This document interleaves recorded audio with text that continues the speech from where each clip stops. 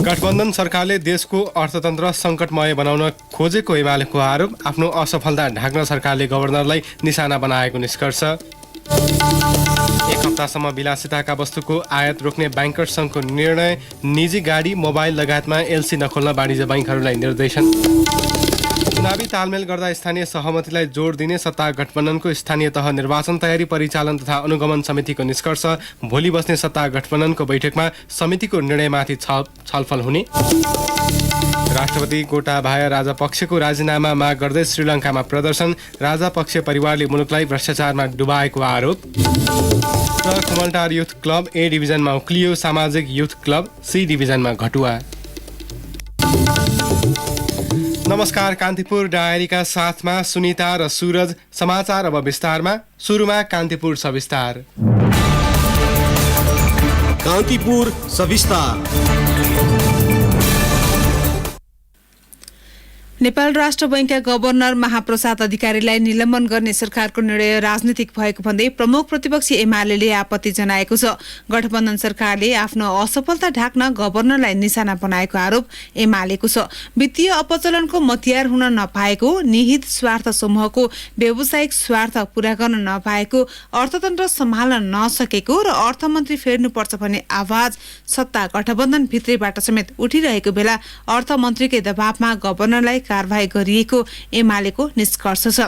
एमाले नेतृत्वको सरकारबाट नियुक्त भएकै कारण व्यावसायिक रूपमा दक्ष र इमानदार राष्ट्रसेवक गठबन्धन सरकारको कोप भाजनमा परेको उसको ठहर छ। मुलुकमा सन्निकट आर्थिक संकटको समाधानार्थ पाइला चाल्न नसकेका कारण अर्थमन्त्री जनार्दन शर्माले राजीनामा दिनुपर्नेमा गभर्नरमाथि छानबिन गर्ने निर्णय गरेर सरकारले प्रतिशोध साध्न खोजेको आरोप प्रमुख प्रतिपक्षी दल एमालेले लगाएको छ। ललितपुरमा आज 3 पूर्व अर्थमन्त्री र योजना आयोगको 2 पूर्व उपाध्यक्षको उपस्थितिमा पत्रकार सम्मेलन गरेर एमालेले अराजक अर्थमन्त्रीको दबावमा प्रधानमन्त्री शेरबहादुर देउवाले गभर्नर प्रसाद अधिकारीलाई हटाउने निर्णय गरेको आरोप लगाएको हो। आम जनजीवनलाई प्रभावित पार्ने गरी मुलुकको अर्थतन्त्र संकटको उत्कर्षमा पुग्नुको मूल कारक राजनीतिक नेतृत्वको अक्षमता भएको एमालेको ठहर छ। पूर्व अर्थमन्त्री युवराज खतिवडा सरकारको ध्यान चाहिँ आर्थिक समस्या हल गर्ने भन्दा आफ्नै स्वार्थ सिद्धितर्फ केन्द्रित भएको देखिन्छ। सरकारका मन्त्रीहरू विवादास्पद अभिव्यक्ति दिँदै हिँड्ने, कमाउ धन्दामा लिप्त हुने, स्वार्थ नमिल्ने कर्मचारीमाथि जाय लाग्ने, ठेकापट्टामा सेटिङ गर्ने र सरकारी निकायहरूको बीचमा सामान्य समन्वय पनि नगर्ने हरकतको कारणले अर्थतन्त्र यो संकटमा आइपुगेको हो। तर मन्त्रीहरू निर्वाचनको लागि स्रोत चाहियो भनेर खुला पैसा मागिरहेका छन्। निजी क्षेत्रले आर्थिक समस्याको समाधानको पहल त पुरै छोडौं, व्यावसायिक समस्या राख्ने ठाउँसम्म पनि पाएको छैन। तर अर्थतन्त्र अहिले गम्भीर संकटको मोडमा पुगेको विषय सर्वत्र चर्चा भइरहँदा पनि सरकार चाहिँ सञ्च मानेर बसिरहेको छ। एमालेले जारी गरेको विज्ञप्तिमा वित्तीय अपचलनको मतियार हुन नपाएको, निहित स्वार्थ समूहको व्यावसायिक स्वार्थ पूरा गर्न नपाएको, अर्थतन्त्र सम्हाल्न नसकेको र अर्थमन्त्री फेर्नुपर्छ भन्ने चर्चा सत्ता गठबन्धन भित्रैबाट समेत उठिरहेको बेला अर्थमन्त्रीकै दबावमा असफलता ढाक्न गभर्नरलाई कारबाही गरिएकोमा कुनै शंका नरहेको उल्लेख छ। हुन पनि अर्थ मन्त्रालय र राष्ट्र ब्याङ्कका नेतृत्व व्यक्तिगत मनमुटावलाई पर सारेर अर्थतन्त्र सुधार्न एकजुट हुनुपर्ने अवस्था र उद्योग वाणिज्य तथा आपूर्ति मन्त्रालय, राष्ट्रिय योजना आयोग जस्ता अरू सरकारवाला निकायहरूसित पनि उनीहरूले नै उचित समन्वय गर्नुपर्ने स्थितिमा यो घटना हुनु आश्चर्यजनक छ।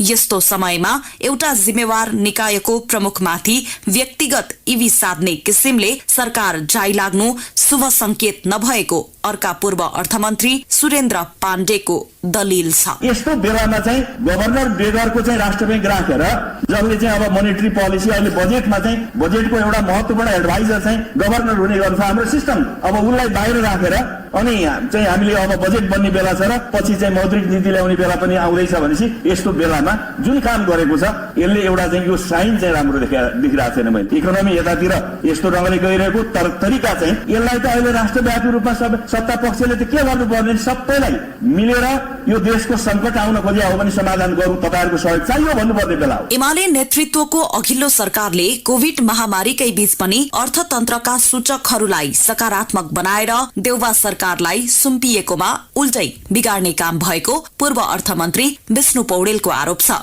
सरकार प्रणाली बसाउने भन्दा पनि भत्काउने काममा उद्धत रहेकाले समाजका सबै तह र तबकाबाट खबरदारी गर्नुपर्ने बेला आएको वहाँको भनाइ छ। एउटा व्यक्ति महाप्रसाद अधिकारीमाथि गरिएको हस्तक्षेप होइन, प्रणाली स्थापित गर्ने एउटा चाहिँ संस्थाको प्रमुखमाथि गरिएको हस्तक्षेप हो, प्रणाली भत्काउनका निम्ति गरिएको हस्तक्षेप हो। यो हस्तक्षेपले मुलुकको अर्थव्यवस्थालाई अरू धेरै नकारात्मक बनाउनेछ भन्ने कुरा पनि म यहाँहरूको सामनेमा राख्न चाहन्छु। नेपालको आर्थिक अवस्था संकट हुन्मुख हुँदै गइरहेको छ। यदि अब पनि सार्थक हस्तक्षेप नगर्ने हो भने म के देख्दैछु भने यो सरकारबाट कुनै सार्थक हस्तक्षेप होला, कुनै प्रभावकारी कदम चालिला भनेर आशा गर्न सक्ने पनि म त्यो ठाउँ देख्दिन। अर्थ मन्त्रालय सम्हाल्ने बेलामा पनि जनार्दन शर्माले आफू अर्थतन्त्रको जानकार नरहेको भनेर प्रतिक्रिया दिनुभएको थियो। अहिले सरकारले अधिकारीमाथि राष्ट्र ब्याङ्कको उद्देश्य हासिल गर्न ब्याङ्कले गर्नुपर्ने कार्यहरू कार्यान्वयन गर्न गराउन कार्यक्षमताको अभाव भएको, व्यवस्थापकीय जिम्मेवारी पूरा गर्न नसकेको र राष्ट्र ब्याङ्क भित्रका अति गोप्य सूचना चुहाएको जस्ता अमूर्त आरोप लगाएर राजनीतिक ईवी साध्ने काम गरेको धेरैको बुझाइ छ। तर अर्थमन्त्री शर्मा त्यो मान्न तयार हुनुहुन्न। हस्तक्षेप गरेर अर्थमन्त्री भनेर ऐन कानूनमा चल्ने हो, चाहे मन्त्री होस् चाहे कोही संस्था होस्। राष्ट्र ब्याङ्क चल्ने राष्ट्र ब्याङ्क ऐन छ, सरकार चल्ने पनि आफ्ना ऐनहरू छन्, कानून त्यति हो नि कुरा। कोही सम्बोधन गर्न आए नदिने, मेरो रोकियो खाता पर यस्तो भयो भन्दा ल के हो त्यो बुझ्नुहोस् दिनुहोस्, फेरि सङ्कट परेको छ आउला अरू भन्ने पनि लाग्ने भयो नि त। त्यसलाई ठुलो विषय बनाएर ठुलो मिडिया खोजेर गोप्य कुराहरू त्यहाँ पुर्याइन्छ किन? यस्तै अनुशासनले हुन्छ। यस्ता कुरालाई हामीले सच्याउनु पर्छ। आफ्नो मर्यादा आफ्नो मान्यता राख्नु पर्दैन सबैले आफ्नो ठाउँमा। अर्थमन्त्री र मन्त्रालयले गभर्नरमाथि छानबिन गर्नै नसक्ने भन्ने होइन, तर त्यसका पछाडि पर्याप्त आधार र प्रमाणहरू चाहिन्छ। गभर्नरलाई पर्याप्त मनासिब कारण विनै चलाउँदा राष्ट्र ब्याङ्क जस्तो संस्था अस्थिरता र अनिश्चयको केन्द्र बन्ने हेक्का राख्नुपर्छ। देशको आर्थिक वित्तीय तथा मौद्रिक प्रणाली थप विशृङ्खलित बन्न नदिनेतर्फ सरकार चिन्तित हुनुपर्नेमा उल्टो देखिएको छ। यसको समयमै निराकरण र उपचार नभए भोलिका दिनमा आउने राष्ट्र ब्याङ्कका नेतृत्वको आत्मविश्वास माथि सरकारको तरवार सधैँ झुन्डिरहनेछ र संस्थामा पनि दलीय छाया परिरहनेछ। केन्द्रीय ब्याङ्कमा दलीय छाया परे मुलुक कतातिर जान्छ भनिरहन नपर्ला सायद। रेडियो कान्तिपुरका लागि पूजनी श्रेष्ठ। कान्तिपुर सविस्तार।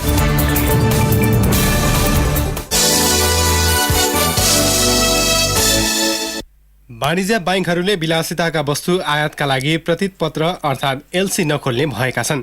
नेपाल बैंकर्स संघले बैठकले निजी गाडी, ड्राई फुड, फर्निचर, चुरोट, रक्सी, सजावटका सामग्री, पर्फ्युम, मोबाइल लगायतका विलासिताका सामग्री आयातका लागि एलसी नखोल्ने निर्णय गरेको हो। राष्ट्र बैंकले अत्यावश्यक बाहेकका सामग्रीका लागि एलसी नखोल्न मौखिक निर्देशन दिएको एक सातापछि संघले सो निर्णय गरेको हो। बैंकहरूले राष्ट्र बैंकको निर्देशनपछि गत साता नै गाडी लगायत कम आवश्यक र विलासिताका वस्तुका लागि एलसी नखोल्न आफ्ना शाखाहरूलाई निर्देशन दिइसकेका छन्। संघले आज औपचारिक रूपमै अर्को सातासम्मका लागि उल्लेखित वस्तुका लागि एलसी नखोल्ने निर्णय गरेको जनाएको छ। यसअघि राष्ट्र बैंकले 2 पटक गरी 67 उपसमूह अन्तर्गत पर्ने करिब 1350 वस्तु आयातका लागि एलसी खोल्दा खरिदकर्ताले 50 देखि 100% नगद मौजदात राख्नुपर्ने व्यवस्था गरेको थियो। सो व्यवस्थाले गत फागुनमा आयात केही घटे पनि चैतमा पुनः बढेको भन्सार कार्यालयको तथ्याङ्कले देखाएको छ। सोही कारण गत साता राष्ट्र बैंकले वाणिज्य बैंकका प्रमुख कार्यकारी अधिकृतलाई ढाकेर गाडी लगायत अनावश्यक वस्तु आयातका लागि एलसी नखोल्न मौखिक निर्देशन दिएको थियो।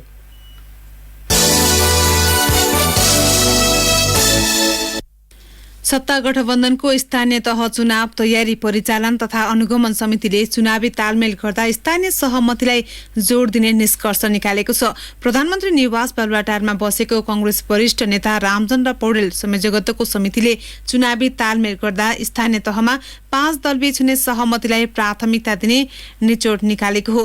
गठबन्धनले 7 प्रदेश, 77 जिल्ला र 753 वटै स्थानीय तहसम्म चुनावी तयारीका लागि संयन्त्र गठन गरेको थियो।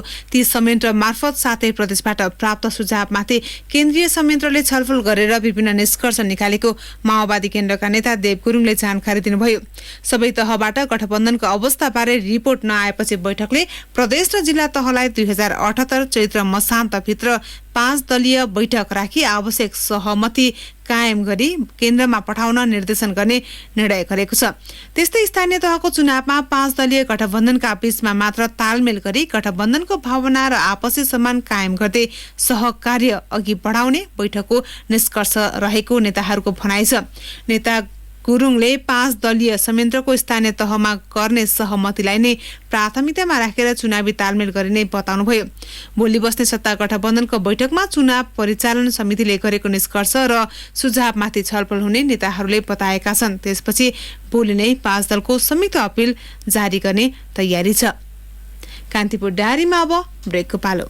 कान्तिपुर डायरीमा अब बाँकी प्रसङ्ग। नेकपा एकीकृत समाजवादीले अध्यक्ष माधव कुमार नेपालको नेतृत्वमा मूल निर्वाचन परिचालन कमिटी गठन गरेको छ। अध्यक्ष नेपालको नेतृत्वमा 1111 सदस्यीय मूल निर्वाचन परिचालन कमिटी गठन गरिएको महासचिव बेदुराम भुसालले जानकारी दिनुभयो। यस्तै महासचिव भुसालको नेतृत्वमा निर्वाचन परिचालन केन्द्रीय सचिवालय गठन गरिएको छ। आज सकिएको एकीकृत समाजवादीको केन्द्रीय सचिवालयको बैठकले मूल निर्वाचन कमिटी र सचिवालय गठन गरेको हो। निर्वाचन परिचालन केन्द्रीय सचिवालयमा प्रकाश ज्वाला, गंगालाल तुलाधर, विजय पौडेल, जगन्नाथ कतिवडा, जीवन राम श्रेष्ठ, विश्वनाथ प्याकुरेल, सोमप्रसाद पाण्डे, केदार सञ्जेल, सूर्य खत्री र द्रोणाचार्य छेत्री सदस्य रहेका छन्। यस्तै उसले स्थानीय तहमा उम्मेद्वार सिफारिस गर्दा 8 वटा मापदण्ड तय गरेको छ। पार्टीको नीति र कार्यक्रमप्रति प्रतिबद्ध रहेका, पार्टीमा योगदान गरेको र विद्रोहमा भूमिका खेलेका नेताहरूलाई सिफारिस गर्नुपर्ने मापदण्ड तय गरेको छ। यस्तै पार्टीप्रति निष्ठा र अनुशासनमा दृढ, आर्थिक एवं नैतिक आचरण राम्रो रहेको, जनतामा स्थापित एवं लोकप्रिय स्वच्छ छवि भएको र सुशासनको पक्षपाती कार्यक्षमतामा राम्रो भएका व्यक्तिलाई सिफारिस गर्न र त्यसक्रममा समावेशितालाई ध्यान दिनुपर्ने मापदण्ड तय गरिएको छ।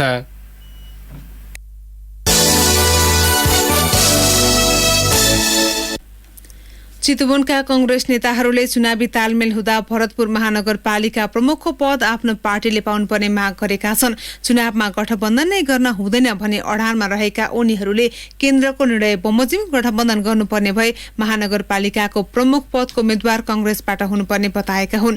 सभापति एवं प्रधानमन्त्री शेरबहादुर देउवा लगायत नेतालाई भेटेर उनीहरूले गठबन्धन गर्दा भरतपुर महानगरपालिकाको प्रमुख कंग्रेसले पाउनुपर्ने माग गरेका हुन्।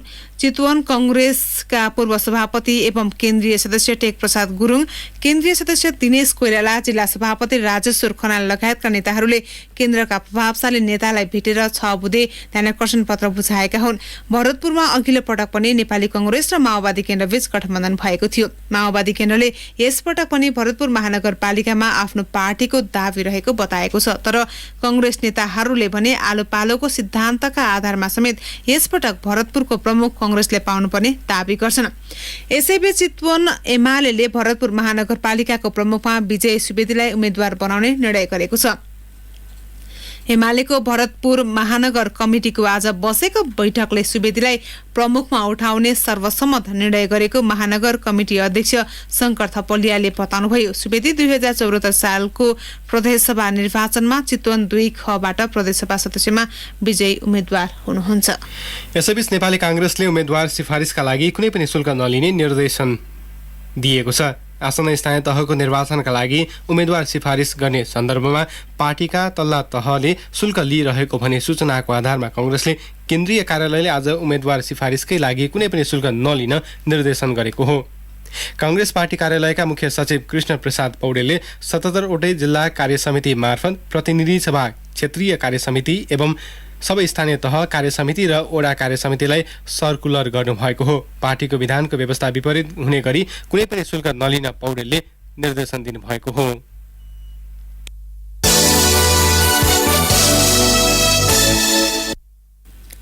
प्रदेश 1 मा 695 मतदान केन्द्र अति संवेदनशील रहेको निष्कर्ष निकालिएको छ। प्रदेश 1 का 14 जिल्लामा 1877, मतदान स्थलमा 4051 मतदान केन्द्र रहेका छन्।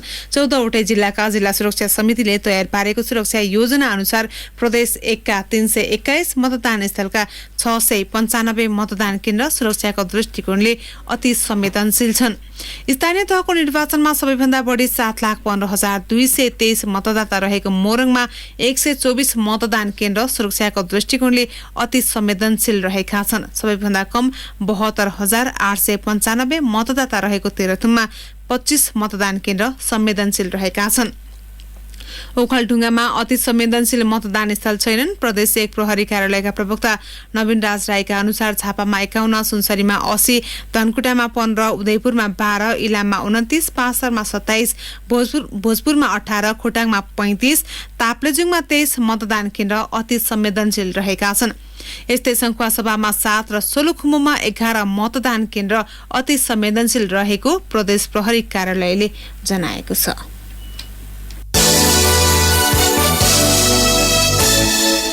कान्तिपुर डायरीमा अब बैतडी डायरीको पालो। बैतडी डायरीबाट तृप्ति शाहीको नमस्कार। बैतडीका 129 मतदान स्थल मध्ये 31वटा मतदान स्थल अति संवेदनशीलको सूचीमा रहेका छन्। स्थानीय प्रशासनले सुरक्षा दृष्टिकोणले मतदान स्थललाई अति संवेदनशील र कम संवेदनशील गरी 3 भागमा वर्गीकरण गरेको जिल्ला प्रशासन कार्यालयका सूचना अधिकारी खगेन्द्र भारतीले बताउनुभयो। जिल्लाका 34 मतदान स्थल संवेदनशील र 65वटा मतदान स्थल कम संवेदनशीलको सूचीमा रहेका उहाँले बताउनुभयो। बैतडीको सुर्निया गाउँपालिकालाई हस्तान्तरण गरिएको एम्बुलेन्स सञ्चालनमा आउन सकेको छैन। सुदूरपश्चिम प्रदेश सरकारको प्रदेश पूर्वाधार विकास कार्यक्रम मार्फत 12 लाख रुपियाँ सहयोगमा खरिद गरिएको एम्बुलेन्स पालिकालाई हस्तान्तरण गरिएको भए पनि अझै नियमित सञ्चालनमा आउन नसकेको हो। गाउँपालिकाले सञ्चालनका लागि कार्यविधि र सञ्चालक समिति गठन नगरिदिँदा एम्बुलेन्स स्वास्थ्य चौकीमै थन्किएको छ। पाटन नगरपालिकाको वडा नम्बर 9 लाई सुरक्षित खानेपानी युक्त घोषणा गरिएको छ। पाटन नगरपालिकाको आयोजना युनिसेफ नेपालको सहकार्य र रुडेस बैतडीको प्राविधिक सहयोगमा वडा नम्बर 9 का सलमाड, भट्टाडी, सल्लेबासा र टकरे टोलहरूलाई शनिबार सुरक्षित खानेपानी युक्त घोषणा गरिएको हो। बैतडीमा निशुल्क आँखा उपचार तथा अपरेसन शिविर सञ्चालन हुने भएको छ। स्वास्थ्य कार्यालय बैतडीको आयोजना र घेटा आँखा अस्पताल धनगढीको प्राविधिक सहयोगमा शिविर सञ्चालन गर्न लागिएको स्वास्थ्य कार्यालयका जनस्वास्थ्य निरीक्षक भुवन जोशीले बताउनुभयो। चैत 29 र 30 गते जिल्ला अस्पताल, वैशाख 2 र 3 गते केशरपुर प्राथमिक स्वास्थ्य केन्द्र मेलौली र वैशाख 5 र 6 गते आँखा उपचार केन्द्र पाटनमा शिविर सञ्चालन गरिने जनस्वास्थ्य निरीक्षक जोशीले बताउनुभयो। हवस् त बैतडी डायरी आजलाई यति नै। तृप्ति शाही बिदा हुन्छु। नमस्कार। बैतडी डायरीपछि कान्तिपुर डायरीमा पुनः ब्रेकको पालो। ब्रेकपछि अब आर्थिक प्रसंग। अर्थ मन्त्रालय र राष्ट्र बैंकबीच समन्वय नहुँदा अर्थतन्त्र जटिलतातर्फ धकिलिएको उद्योग संगठन मोरङले जनाएको छ। संगठनले एक विज्ञप्ति जारी गर्दै तरलता व्यवस्थापन, वैदेशिक मुद्राको सञ्चित तथा आयात निर्यात सहजीकरणका लागि नीतिगत र नियमनकारी निकायबीच प्रभावकारी समन्वय हुनुपर्नेमा विश्वासको वातावरण सृजना भएको बताएको छ। अन्तर्निकायबीचको असमझदारीले अन्तर्राष्ट्रिय जगतमा नकारात्मक सन्देश जाने र नेपालले गर्ने अन्तर्राष्ट्रिय व्यापारमा समेत असर पर्ने तर्फ बेलैमा सचेत भई उपयुक्त कदम चाल्न सरकारलाई आग्रह गरेको छ। बैंक तथा वित्तीय संस्थामा तरलताको चरम अभाव भई लगानी योग्य रकमको अभाव भएको, बैंक ब्याज वृद्धि तथा वैदेशिक विनिमय सञ्चितको अभावमा कच्चा पदार्थ लगायतको आयात प्रभावित भई उत्पादनमूलक उद्योगका क्षेत्रमा कठिनाई उत्पन्न भइरहेको संगठनले जनाएको छ। सरकार तथा नियमनकारी निकाय थप गम्भीर भई आपसमा प्रभावकारी समन्वयका साथ संकटको समाधान खोज्नुपर्ने संगठनद्वारा जारी विज्ञप्तिमा उल्लेख छ। सरकारले बर्खायाममा उद्योगहरूलाई सस्तो दरमा बिजुली उपलब्ध गराउने तयारी थालेको छ। बर्खायाममा खेर जाने विद्युत उद्योगलाई छुटमा दिएर लागत घटाउने तयारी भइरहेको मुख्य सचिव शंकर दास बैरागीले बताउनुभयो। नेपाल चेम्बर अफ कमर्सको 71औं वार्षिक साधारण सभामा बोल्दै मुख्य सचिव बैरागीले उद्योगको उत्पादन बढाउन तथा अन्तर्राष्ट्रिय बजारमा प्रतिस्पर्धी बनाउन लागत घटाउनै पर्ने बताउनुभयो। स्वदेशी वस्तु प्रतिस्पर्धी बनाउने बारेमा बहस र छलफल भइरहेकाले ऊर्जाको प्रयोग बढाएर इन्धन खपत घटाउन सके व्यापार घाटा कम गर्न सकिने उहाँको भनाइ छ। विश्वव्यापी कोरोनाले शिथिल भएको अर्थतन्त्रमा नयाँ चुनौती थपिएको भन्दै उहाँले उच्च आयात, इन्धनको मूल्य वृद्धिसँगै बजारमा समग्र मूल्य वृद्धिमा चाप परेको उल्लेख गर्नुभयो। कार्यक्रममा सभामुख अग्निप्रसाद सापकोटाले अर्थतन्त्रमा देखिएको समस्या समाधान, छलफल र संवादबाटै समाधान गर्नुपर्ने भन्दै अर्थतन्त्रमा देखिएको केही समस्याबाट विचलित हुन आवश्यक नरहेको बताउनुभयो। कार्यक्रममा चेम्बर अफ कमर्सका अध्यक्ष राजेन्द्र मल्लले कोरोना महामारीका कारण धराशायी बनेको अर्थतन्त्रलाई पुनर्जीवित गर्न सरकारले अविलम्ब विशेष योजना ल्याउनु पर्ने बताउनुभयो। उहाँले अर्थतन्त्रको पुनरुत्थानको लागि सरकारले पुनर्कर्जा, पुनर्तालिका लगायत आर्थिक विकासका विशेष योजना घोषणा गर्नुपर्ने माग गर्दै आगामी आर्थिक वर्षको बजेट मार्फत यसलाई निरन्तरता दिनुपर्ने बताउनुभयो। विद्यमान अवस्थामा मुलुकमा विद्युत आपूर्तिको समस्या उत्पन्न भएको, तरलताको चरम अभाव, ब्याजदर वृद्धि, पूर्वी युरोपमा चलेको सशस्त्र द्वन्द्वले पेट्रोलियम पदार्थ लगायत अत्यावश्यक वस्तुको आपूर्तिमा समस्या उत्पन्न हुनका साथै उच्च मूल्य वृद्धि भएको उहाँको भनाइ छ।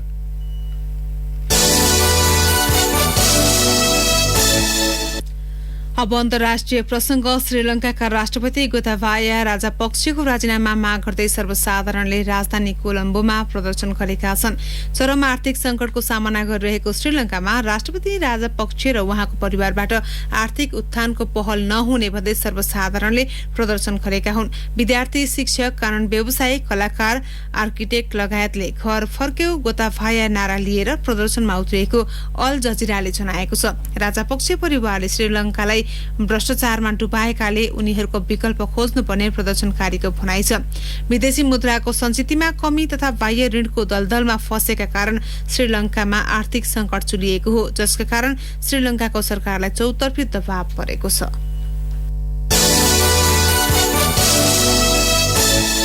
अब खेल समाचार। कुमलटार युथ क्लब शहीद स्मारक ए डिभिजन लिग फुटबलमा बढुवा भएको छ। बी डिभिजन लिग अन्तर्गतको अन्तिम खेलमा आज सामाजिक युथ क्लबलाई 2-1 गोल अन्तरले हराउँदै कुमलटार शीर्ष डिभिजनमा उक्लिएको हो। कुमलटारको जितमा सबिन केसीले 1 गोल गरेका थिए भने 1 गोल उपहार स्वरूप पाएको थियो। सामाजिकका सुरेश खत्रीले 1 गोल फर्काए। जितसँगै कुमलटारले 13 खेलबाट 22 अङ्क जोड्दै लिगको दोस्रो स्थानमा रह्यो। हारपछि सामाजिक युथ क्लबले भने सी डिभिजनमा झरेको छ। सामाजिक 13 खेलबाट 14 अङ्क जोड्दै रेलिगेसनमा पर्यो। झम्सीखेल यसअघि नै रेलिगेसनमा परिसकेको छ। रानीपोखरी कर्नर टिम आरसिटीसँग समान 22 अङ्क भए पनि हेड टु हेडका आधारमा कुमलटार अघि रह्यो।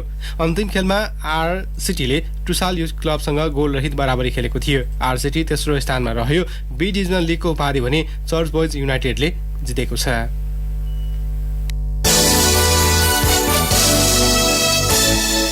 एएफसी फुटसल एसियन कप छनौटको पहिलो खेलमा नेपाल उज्बेकिस्तानसँग पराजित भएको छ।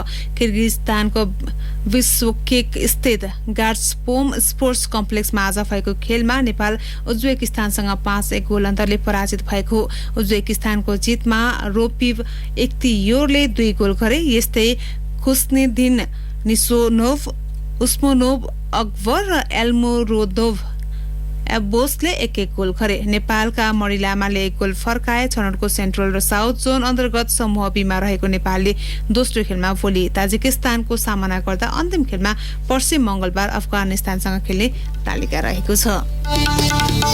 अवस्था नै प्रसङ्गसँगै कान्तिपुर डायरीका आजका सम्पूर्ण बुलेटिन यही सकिन्छ। भोलि बिहान 6:30 बजे नियमित बुलेटिनका साथमा उपस्थित हुने नै छौँ। तबसम्मका लागि सुनिता र सुरज बिदा हुन्छौँ। नमस्कार, शुभरात्रि।